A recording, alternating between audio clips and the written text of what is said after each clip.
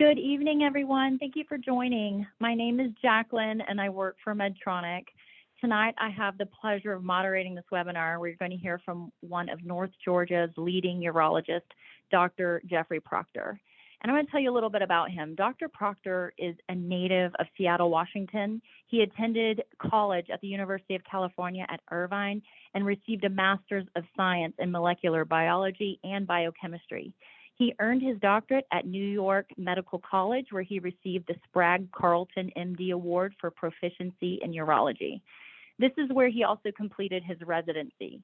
He also served in the military as lieutenant commander in the Navy in Pensacola, Florida, where he served as chief of urology. Dr. Proctor specializes in treating interstitial cystitis and overactive bladder. He has been involved in research for both IC and OAB protocols and treatments. Recently, he was named one of Georgia's best urologists in Castle Connolly's prestigious top doctors listings, and he also received MEDTRONIC's Center of Excellence Award for his treatment of patients with overactive bladder. Outside of his career, he enjoys cooking, sports, and spending time at the beach with his wife and his 2 children and granddaughter. Tonight, Dr. Proctor will be speaking on overactive bladder, urinary retention, and fecal incontinence, which is also known as stool leakage, as well as a therapy called INTERSTIM that helps to treat all of these symptoms. And as I mentioned, I do work for MEDTRONIC, and MEDTRONIC developed this therapy about 25 years ago, so it's been around a while. And you might not know the name MEDTRONIC, but you probably do know somebody who's had a pacemaker or maybe an insulin pump, and that is what we're originally known for. So before I pass the mic to Dr. Proctor, I just wanted to throw out a few reminders. Your phones were muted upon entry. If you have questions, I want you to type them in the Q&A box at the lower portion of your screen, and we will get to those as soon as the presentation is over. So without further ado, here is Dr. Jeffrey Proctor. Thank you, Jackie, and thank you, the MEDTRONICS team. And I want to thank everybody that's attending tonight's webinar. So let's get going. See, this isn't, let's try this. It's not advancing. Let's see what's happening here. There we go. So many of you may have these thoughts that you can read through, but a lot of my people say they're afraid to leave the home. More than 50% of people with incontinence or leakage haven't even discussed it with a doctor.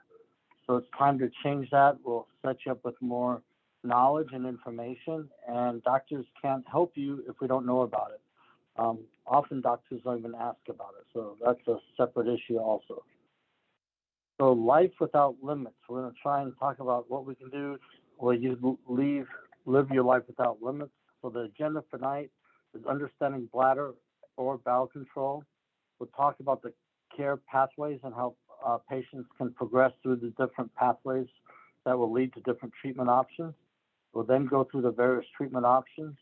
We'll discuss the MEDTRONIC INTERSTIM therapy as well as MEDTRONIC NEURO systems.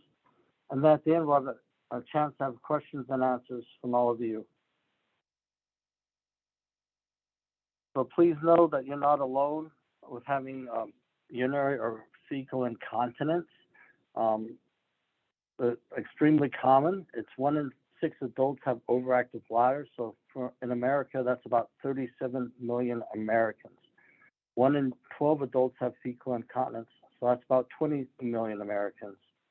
Just to compare it to common diseases, 12 million American adults have vision problems, and 17 million adults in America have asthma. You might not hear about this a lot because people don't go to parties and say, oh, I leak urine, I'm wearing undergarments, or I have fecal incontinence. So people don't tend to talk about this in public, and so there's not going to be as much awareness as there would be with vision problems or, say, asthma. So what's normal and what isn't normal? Urinary and bowel leakage is never a normal part of aging. So you don't have to feel like you have to suffer with it. So there's a lot of common symptoms. A lot of it is that urgency, or you got to feel like you got to go now. You have frequent accidents. A lot of my patients plan where the bathrooms are. They go to the mall. They know, all right, we'll go here right away.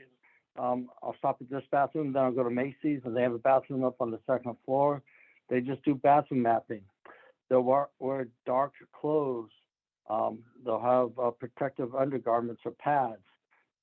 They'll restrict their fluids and certain foods. So people try and adapt as best they can to limit the amount of incontinence or leakage. It's also very debilitating to patients. Studies have shown it adds emotional stress. It can affect marriages, and it's really very debilitating. So let's just go quickly about how bladder control works. So in the middle of the picture, you see the kidneys going down the bladder. So the kidneys make the urine, and the bladder holds the urine. When the bladder is about halfway full, it sends nerves, the sensory nerves. So the nerves go up to the brain and say, hey, I'm getting a little full. The bladder's getting a little full here. So then the brain will send signals from the brain down to the bladder to go ahead and do the mechanisms to empty the bladder. So this brain-bladder communication is essential for bladder control. And there's a communication breakdown that could cause these bladder control problems. Same thing with the bowel. When you eat, it goes through the food. Waste goes through the bowel. It might take 24 to 72 hours to go through. As the rectum is getting full, the rectum is right before the anus, where you excrete the stool. When the rectum is getting full, it stimulates the nerves, again, the sensory nerves. So that sensory nerves goes up to the brain and say, hey, we're getting full here. So then the brain sends a signal back to the anal sphincter and the muscles. So you relax the sphincter and the muscles contract so you can eliminate the bowel. Again, just like for the bladder, the bowel-brain communication is essential for good bowel control. And the communication breakdowns also that could lead to the bowel control problems. So what causes incontinence? There's many things that can cause these communication problems. There are a lot of simple things, such as the amount of fluids. If you're drinking a lot of fluids, the more you drink in, the more that you're going to urinate out. Also, certain foods are diuretics and make you have more urine output. So sodas, caffeine, coffee, tea. There's a lot of bladder irritants, including spicy foods. It can also be medications. Again, diuretic therapy for high blood pressure or other disease states and other medications can cause you to make more urine. Reduced physical mobility can add to it. Pregnancy, childbirth, pelvic floor injury, and radiation can affect the bladder and the whole pelvic area and lead to incontinence. Also, certain conditions long-term can lead to problems, especially with the bladder, including severe diabetes and strokes and other diseases. So there are three main bladder control problems that we're going to talk about tonight: stress incontinence, urinary retention, and overactive bladder. So we'll break it out further. What is stress incontinence? That's leaking when you cough, sneeze, do exercises, laugh, bend, standing up. It's not stress like emotional stress, but physical stress on the bladder. So bladder pressure increases and the sphincter can't squeeze down hard enough, so the person leaks urine. It can also lead to more frequent urination as they're trying to keep the bladder empty so they don't have the accidents. Next is urinary retention. That's when you're not completely emptying the bladder in an abnormal fashion. Some people cannot tell that the bladder is full, and no matter how hard they try, they're unable to completely empty the bladder. They may have a weak or dribbling stream, and again could lead to frequent urination. So think of a glass that's 3/4 full, so it doesn't take that long to fill up the bladder again, or the glass again. So some people have to use catheters to completely drain the bladder. Next, what is overactive bladder? Overactive bladder is frequency, urgency, and urge incontinence. Urgency is that sudden or compelling desire to urinate. Think of it as if you're on a road trip driving and you say, oh, I don't have to go to the bathroom, and we'll go to the next one. And an hour later, you're dying and you're running to the bathroom praying that you're not going to leak. That's urgency. Urge incontinence is when you leak before you reach the bathroom. You'll leak a small amount of urine. Some people leak a large amount of urine. People use pads or protective garments, the pens, so they don't get their clothes all wet. So that's urgency and urge incontinence. You can have urgency without urge incontinence or urgency with leakage or incontinence. Frequent urination is defined as urinating 8 or more times a day. And you may feel like your bladder is never empty and you're always running back to go to the bathroom. A lot of people, again, do different techniques to try and help prevent the frequency, urgency, urge incontinence, including not drinking. But good kidney health is all need to have fluids. What is chronic fecal incontinence? Fecal incontinence, most people associate it when they're having a bout of diarrhea and they leak a little stool before they make it to the bathroom. That's different. Chronic fecal incontinence is a recurring condition that doesn't go away, and it's the inability to make it to the bathroom in time, so you leak a little stool. So that's urge incontinence, where you know you have to go. Again, you're running to the bathroom, this time for stool, and you just leak before you make it. It's also passive incontinence, or the inability to feel like you need to go. You just have leakage of stool, and the patient is not really aware of that. They don't have that need that they have to defecate. So the good news is there's a lot of treatments that we can help you with to get you back to living life. So let's talk about the different treatment options and treatment pathways. So here are the treatment pathways to find your way to life without limits. So we'll talk about diagnosis, lifestyle changes, oral medications, and go on to advanced therapies. So we go from first diagnosing the problem and simple lifestyle changes, and then go on to more complex first medications and advanced therapies. The lifestyle changes. There are simple solutions. They don't work for everybody, but everybody should start on this. It includes diet. This decreasing caffeine intake, soda intake, even carbonated water, and other bladder irritants, including spicy foods. You can also limit the amount of fluids after 6 p.m. for people that get up a lot in the middle of the night. I'm not saying limit your fluids overall, but just shift them where you drink them earlier in the day. As for fecal incontinence, you can adjust your fiber intake. Exercise can help both of these incontinence. There's pelvic floor strengthening exercises called Kegel exercises. Think of it as you squeezing in on the pelvic muscles when you're trying to stop urination halfway through urination. Don't do it while you're urinating, but squeeze those pelvic muscles, not your thighs and not your abdominal muscles. Hold it for a count of 8, relax, do a set of 8, and then do a couple sets a day. That's called Kegel exercises. So these are early lifestyle changes. Physical therapy that gets more complex than Kegel exercises can also be beneficial for both urinary urge incontinence and fecal incontinence. Next step is medication. Oral medications can control the symptoms. They must be taken daily. Overactive bladder medications can have unpleasant side effects, including blurry vision, dry mouth, constipation, and increase in the blood pressure. There was a recent survey that showed 72% of people on overactive bladder medication have stopped these medications within 6 months. So for some people, this is not a long-term solution.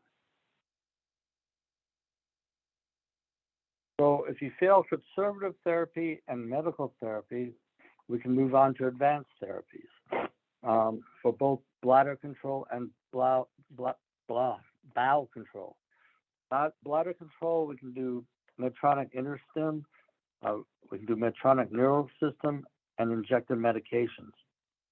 For bowel control, those MEDTRONIC INTERSTIM systems also works, as well as other surgical options.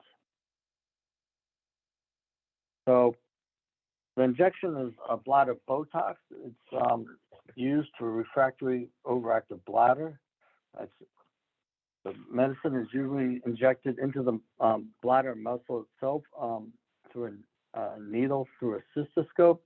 It's usually done under local anesthesia, but it can be performed under general anesthesia. Its effectiveness is comparable to oral medications. It does not treat fecal incontinence. The average patient with overactive bladder, Botox will last 6 months. The studies show about 6% of patients go into urinary retention, usually short acting, where they might have to temporarily catheterize themselves. Studies have shown 51% of patients stop after 2 Botox treatments. Next is the MEDTRONIC NURO system, or posterior tibial nerve modulation, PTNM. It's a minimally invasive procedure. It's safe and effective, and it reduces urinary frequency, urgency, and urgent incontinence. So it stimulates the posterior tibial nerve. That's the nerve that sits right above your ankle. A small acupuncture needle is placed, and then you stimulate it with something like a TENS unit. Causes just a little tingling. Stimulate it for 30 minutes. Do that weekly for the first 12 weeks, and then you can go for long-term therapy where you get the monthly sessions.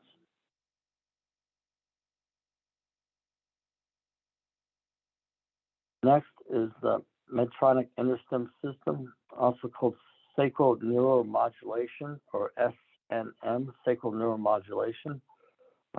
It's a general nerve stimulation that corrects or rewires the pathway between the brain and bladder bowel to restore bladder or bowel function. So it sort of just corrects that pathway that we were talking about. A test will let you see if you like the therapy before you go for the full therapy. A small implant is placed just in the skin in your upper buttock. And there's several options. If it does work, there's the option of a non-rechargeable or chargeable battery, depending on what type of lifestyle you want to live. The examples are on the right middle. The smaller battery is the rechargeable battery. Recharge about once a week. And the little bit bigger battery is a battery that now lasts 10 years, 10 to 15 years. So they say yes to the test.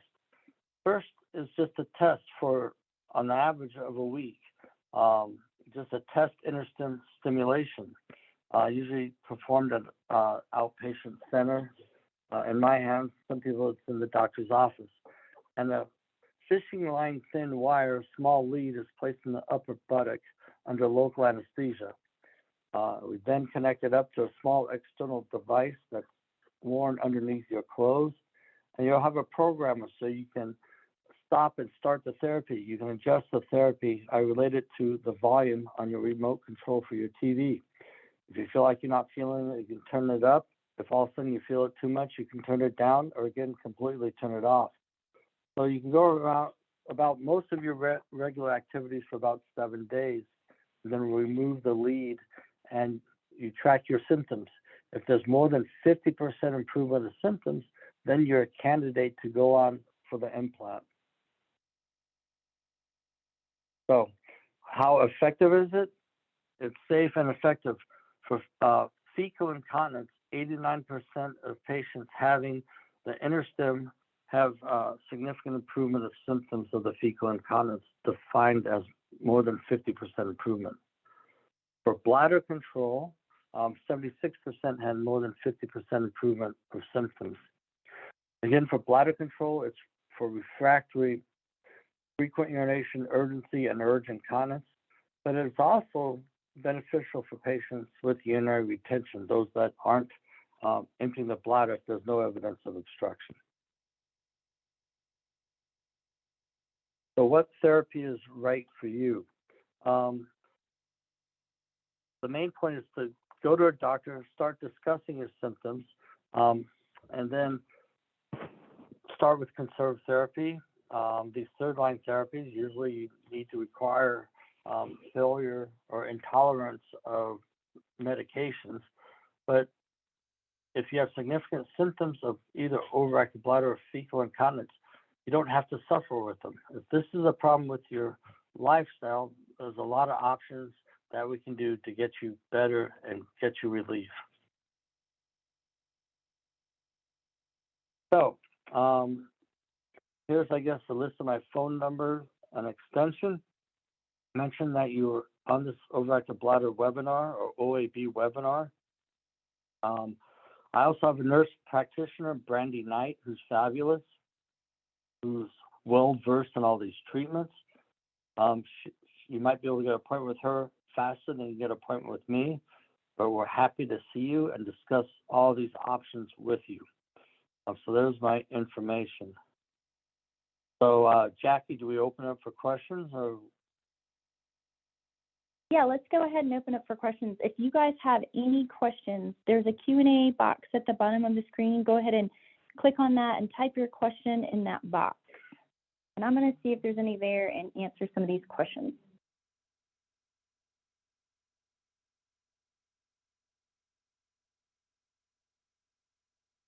Okay, we have one. What does the stimulation feel like with the test? So the test stimulation, it's usually turned up to where you can feel it. It's usually like a fluttering, like a butterfly fluttering, sometimes a tingling. And it's usually towards the perineum. That's the area between your genitals and your rectum, or more towards the genitals. So once you feel the sensation, then we turn it down. Say Jackie will turn it down to where you really can't feel it, or if you concentrate, you might lightly feel it, but we don't want it high enough where you won't be able to sleep or it's too bothersome. So again, we turn it up to where you feel it and then turn it down to where it's not bothersome. And the remote control you get sent home with, you'll have complete control over this.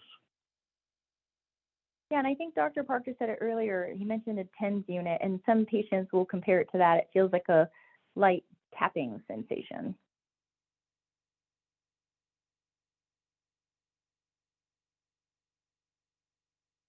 So there's another question. What is the woman doctor's contact information? I think they're referring to Brandy. Brandy Knight's the same phone number, same extension. That's my office. And just say you want Brandy Knight. Knight like Knight of Armor, K-N-I-G-H-T. All right, and Dr. Proctor, does insurance cover this test? Medicare covers it, and most private insurances cover it. What we do is sometimes patients can find it out, but what we do is once we order the test, then my staff gets a hold of the insurance company. We see how much is covered. Now, sometimes they have little co-pays with any outpatient procedure, or they have to pay a certain amount before the insurance will start covering it. But my staff will let the person know what they're responsible for before we do the procedure.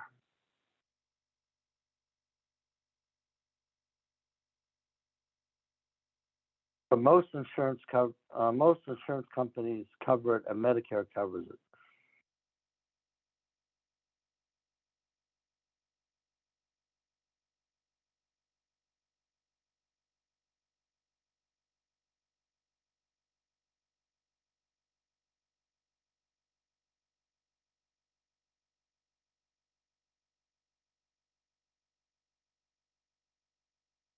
And will this cure my condition?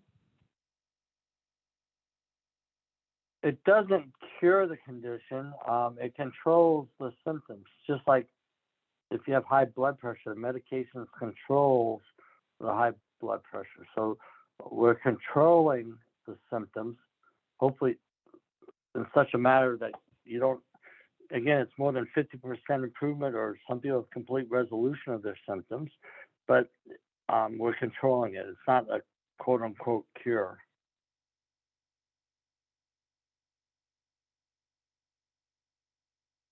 Okay, and there's a question. I've had cancer in the past and had to get MRIs. Is it safe to get an MRI with this device? Yes, with these new devices that we're implanting, it's safe for full body MRI. That's a good question.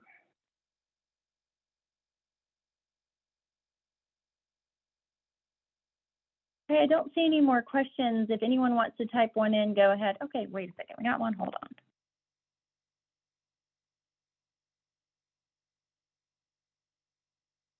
Patient's asking about being a current INTERSTIM patient and wants to maybe switch to the rechargeable.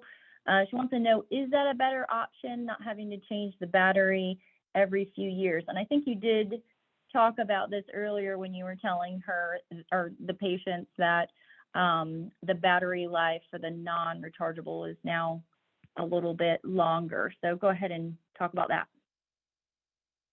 Sure, that's a good question. So until recently, just a couple months ago, the non-rechargeable battery lasted on average of 5 years, depending on how much energy the patient used to control symptoms. The new battery lasts 10 to 15 years. Again, the more energy you use, it'll be close to the 10. Whereas the rechargeable battery that you recharge weekly, it's a little smaller, that lasts about 15 years. But with this new battery, non-rechargeable, lasting 10 to 15 years, that's a great option for patients to have. But again, it's whatever the person feels more comfortable with. Some people just what I call one and done, and just want it in, not worry about it until the battery wears out. Whereas other people don't mind recharging things. The younger generations recharge everything. So it's all what the person wants, what they feel comfortable with.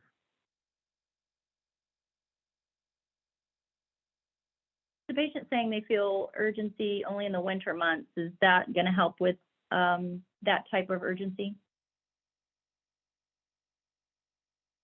Well, it possibly could, but again, going to third-line therapy, usually it's moderate or severe symptoms. People with mild symptoms, we don't necessarily go to third-line therapy. We'd have to get in more detail, see if it's frequency, urgency, see if what conservative therapy or maybe oral medications do.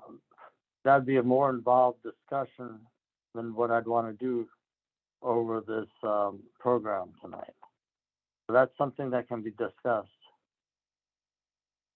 And one more question. How do you recharge the battery? Does it require an invasive procedure to, I'm guessing, is that for recharging? Repeat that question, Jackie. She wants to know how to recharge the battery, and she was asking if it is a invasive procedure to recharge it.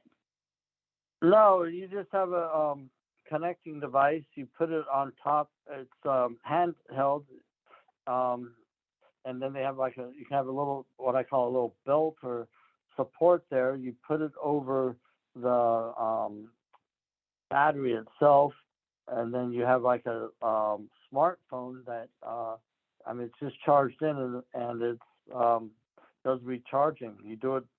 We recommend let's say you watch TV every Sunday night. Just do it while you're watching TV for a half hour, while you're sitting down, not moving around. So it's not invasive. It's all on the outside of your body. Okay, and I think that's all for the questions. Thanks, guys, for joining, and thank you, Dr. Proctor, for a really great presentation. We really appreciate it. Thank you, Jackie and Medtronic, and thank you, everybody, for attending.